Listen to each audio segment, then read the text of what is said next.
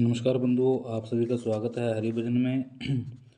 आज माघ दिवस 21वां और 21वां अध्याय शुरू करने जा रहे हैं, तो बोलिए गणपति महाराज की जय। वेद निधि ने कहा कि हे ऋषि, आप कृपा करके इन बालकों को उस धर्म का उपदेश करें जिससे इनकी मुक्ति हो।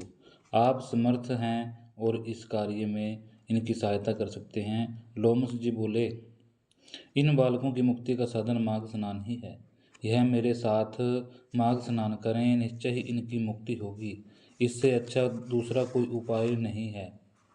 विप्रवश पाप फल आप एवं तीर्थ पर किए गए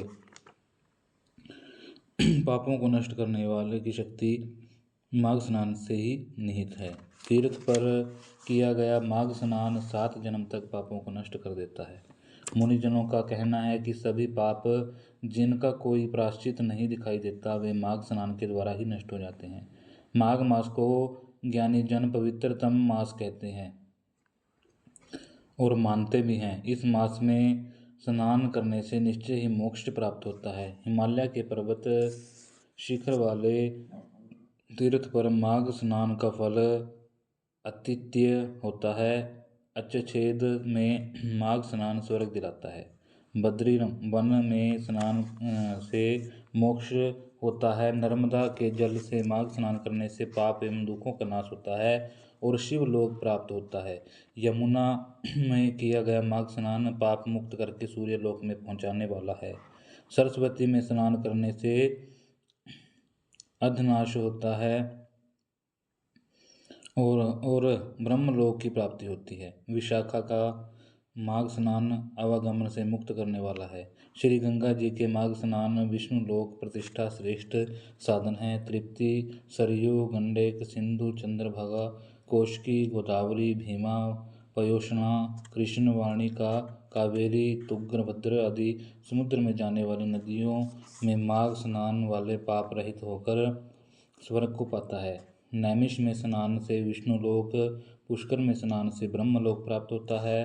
कुरुक्षेत्र में स्नान करने से इंद्रलोक और देव सरोवर स्नान के द्वारा उत्तम फल प्राप्त होता है। विप्रय, मकर के सूर्य होने पर माघ मास में स्नान करने से रुद्रग्रहण एवं देव की नदी के स्नान देवताओं की देह प्राप्त होती है। गोमती स्नान से मोक्ष एवं हेमकुंट, महाकाल, ओमकार, अमरेश्वर, रामेश्वर, नीलकंठ, अवरुद्ध आदि स्नान से द्वारा रुद्रलोक प्राप्त होता है। माघ में नदियों के संगम पर स्नान करने से जो पुण्य लाभ होता है वह सर्वे श्रेष्ठ है। प्राणियों को सभी कामनाएं पूर्ण होती हैं। प्रयागराज का माघ स्नान तो बड़े भाग्य से प्राप्त होता है। इसके प्रभाव से प्राणी आवागमन के बंधन से मुक्त हो जाता है। जो 3 दिन भी माघ स्नान कर लेते हैं वे महापातकी होने पर भी कभी नरक में नहीं जाते हैं। प्रयाग के माघ स्नान करने वाले सकल सिद्धियों और संपदा को प्राप्त करते हैं। उसके द्वारा राजसूय यज्ञ से अधिक फल प्राप्त होता है। हे विप्र, एक समय अवती नगर में वीरसेन नामक राजा हुआ।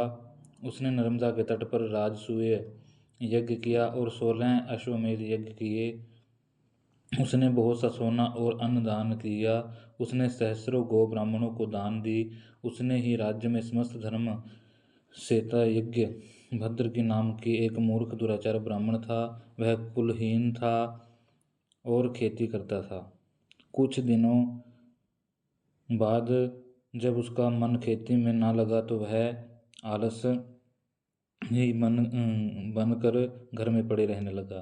तब क्रोध करके भाइयों ने उसे घर से निकाल दिया। तब वह भूखा प्यासा रहकर इधर उधर घूमने लगा और वह प्रयागराज पहुंच गया और वहां उसने माघ एकादशी त्रिवेणी सहित 3 दिन स्नान किया। उसके समस्त पाप नष्ट हो गए और उसकी गणना उत्तम ब्राह्मणों में होने लगी। फिर वह घर लौट आया। देव योग से राजा वीरसेन और भद्र की मृत्यु एक ही समय हुई। उन दोनों की गति स्वर्ग में मैंने स्वयं देखी है। हे विप्र, राजसूय यज्ञ करने वाले को पुण्य घर में आना पड़ता है, परंतु त्रिवेणी में माघ स्नान करने वाले मोक्ष प्राप्त करते हैं। वह पवित्र जल सभी पापों को नष्ट करने वाले हैं। विद्वानों का कथन है कि यह स्नान करने वाला समस्त पापों से मुक्त होकर उत्तम गति को प्राप्त करते हैं। अब मैं तुम्हें एक पुरातन इतिहास सुनाता हूँ। इसके सुनने से पिशाच योनि, गंधर्व कन्याओं और तुम्हारे पुत्र के सुनने पर महान लाभ होगा। तो आज की कथा यह थी। जो यह लोमश ऋषि जी कथा कहने जा रहे हैं, 22वें अध्याय में कथा कहेंगे।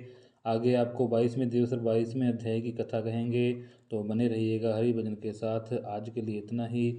तो आप अपनी वाणी को यहीं पर विराम देता हूँ। तो बोले श्री हरि नारायण विष्णु भगवान की जय।